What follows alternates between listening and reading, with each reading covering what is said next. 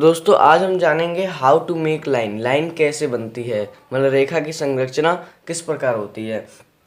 तो मैं आपको लाइन के बताने से पहले, लाइन के बारे में बताने से पहले मैं आपको बता दूं पॉइंट के बारे में। ये जो लाइन होती है ये पॉइंट से मिलकर बनती है। और पॉइंट क्या है?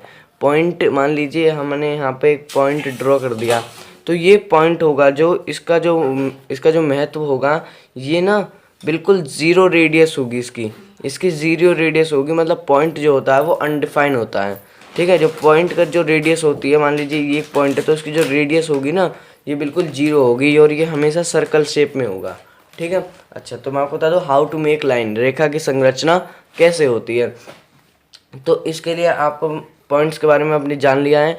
तो देखिए, जब बहुत सारे पॉइंट्स, इन्फिनिटी पॉइंट्स मतलब अनंत बिंदु एक साथ आते हैं, मतलब स्ट्रेट लाइन में आते हैं, तो वो स्ट्रेट लाइन बनाते हैं। यदि वो, जैसे मान लीजिए हमने यहाँ पे पॉइंट्स ड्रॉ कर दिए, तो इन पॉइंट्सों से बनने वाली जो रेखा होगी ना, वो हमारी, मतलब इन पॉइंट्सों से जो बनने वाली जो चीज़ बनेगी उसे कहेंगे हम लाइन। देखिए हमने यहाँ पर इन्फिनिटी पॉइंट्स ड्रॉ करके छोटी सी लाइन बना दी, तो लाइन पॉइंट्सों से मिलकर बनती है। ठीक है। अच्छा, तो चलिए अब टाइप्स ऑफ लाइन जान लेते हैं। टाइप्स ऑफ लाइन क्या है? तो टाइप्स ऑफ लाइन में हमारा फर्स्ट आता है रेखा के प्रकार। मतलब रेखा के प्रकार जो है हमारे पास, वो फर्स्ट है कर्व्ड लाइन, मतलब वक्र रेखा। जैसे कि मैंने आपको बताया कि जो लाइन होती है वो पॉइंट से मिलकर बनती है। ठीक है। जो इसमें जो लाइन है वो भी पॉइंट से मिलकर तो बनी है, लेकिन जो इसके पॉइंट्स है ना, वो हमेशा मतलब एक पॉइंट के एक पॉइंट ही बाद वो अपनी पोजीशन चेंज कर देते हैं। जैसे कि मान लीजिए हमारे पास ये एक पॉइंट है, फिर ये जो पॉइंट है ना, ये यहाँ पे, और मतलब अपनी पोजीशन चेंज कर लेगा, कभी लगातार नहीं आएंगे। फिर ये यहाँ पे हो जाएगा, फिर ये यहाँ पे हो जाएगा, फिर ये यहाँ पे, फिर यहाँ पे, तो ये कर्व हो जाएगा, मतलब थोड़ा सा घूम जाएगा। ठीक है। तो उम्मीद करता हूँ आपको वक्र रेखा के बारे में अच्छे समझ में आ गया होगा। अब आता है हमारा स्ट्रेट लाइन, मतलब सरल रेखा।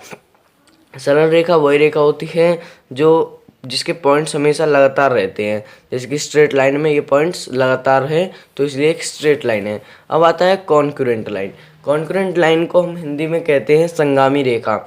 ये वो लाइन होती है जो पॉइंट ऑफ इंटरसेक्शन पे दो या दो से अधिक लाइन एक दूसरे को जब इंटरसेक्ट करती हैं एक ही पॉइंट पे, इस पॉइंट को कहते हैं पॉइंट ऑफ इंटरसेक्शन।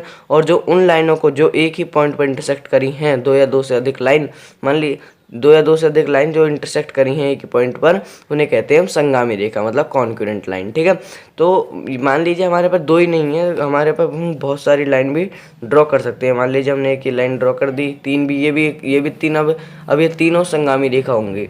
अब मान लीजिए हमने एक यहाँ पे एक लाइन ड्रॉ कर दी, तो ये भी एक संगामी रेखा होगी। ठीक है।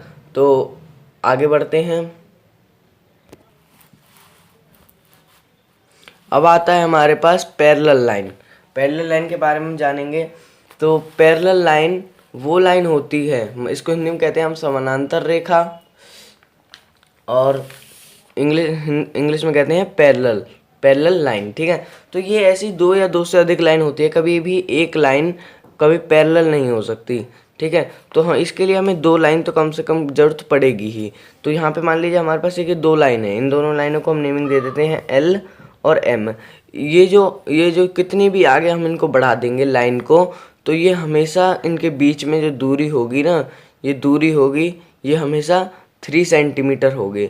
अगर हम इसे यहाँ भी बढ़ा देते हैं तो इसकी ये भी दूरी 3 सेंटीमीटर ही होगी, और इसकी ये भी दूरी 3 सेंटीमीटर होगी। यहाँ भी 3 सेंटीमीटर, हमने इसको 3 सेंटीमीटर दे दी, यहाँ भी 3, यहाँ भी 3, मतलब इनके जो बीच का जो गैप होगा हमेशा ऑलवेज बराबर होगा। ठीक है। अब आता है ट्रांसवर्सल लाइन। ट्रांसवर्सल लाइन को हम हिंदी में कहते हैं तिर्यक रेखा। तो कभी भी दो पैरेलल लाइन को जो लाइन काटती है, दो या दो जो भी पैरेलल लाइंस को एक लाइन काटती है, चाहे वो सीधी आए या कैसी भी आए, तो उसे हम कहते हैं ट्रांसवर्सल लाइन, मतलब तिर्यक रेखा। तो उम्मीद करता हूँ आपको लाइंस के बारे में अच्छे समझ में आ गया होगा। धन्यवाद।